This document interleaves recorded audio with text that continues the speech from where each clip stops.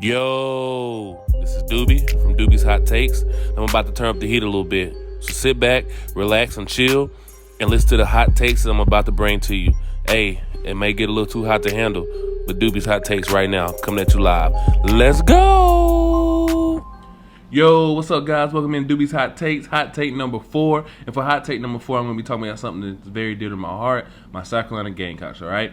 Hey, this right here was brought to me by a close friend of mine, Justin Wilson, a.k.a. Who, and my boy Bubba Wright, a.k.a. Boo. So this is what we're about to talk about right now. We're going to talk about the big-time commitment that we landed this weekend in cornerback from University of Kansas, who chose us over the Tennessee Vols. So that was really big of us to be able to steal from a Eastern Conference rival like the Volunteers.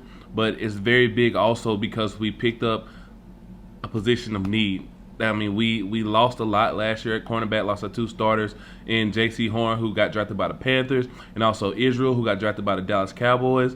So this right here is huge. I'm definitely loving what Shane Beamer is doing right now with the program. We've been getting in a lot of different players, a lot of different 4-stars I've been seeing, coming in, visiting the schools the last couple of weeks. But this guy, Karan, the transfer that we got in from Kansas, was an All-American last year as a true freshman.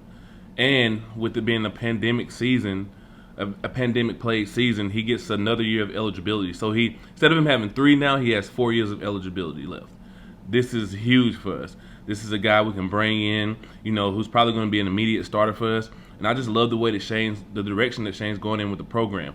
I mean, right now we're currently sitting with 10 commitments for next year for the 2022 class, and we're sitting at 33 for a guy who's a first-year head coach, for a guy who's having his first class. This will be his first official class that he actually was able to recruit into South Carolina. And it's big because the guy's a South Carolina guy. I mean, he was here with Steve Spurrier.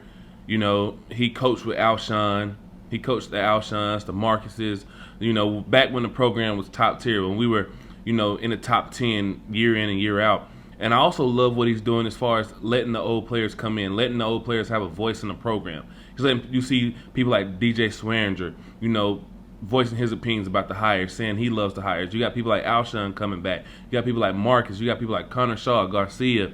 Like I said, players that were there when Beamer was there, and players that were there when we were at the pinnacle, we were at the peak of, college football. And these guys also can be mentors for the younger guys, letting those guys know, hey, this is South Carolina. This is what we expect. This is what we had when we were here. This is what we believed in. This is what kept us motivated. This is what kept us going.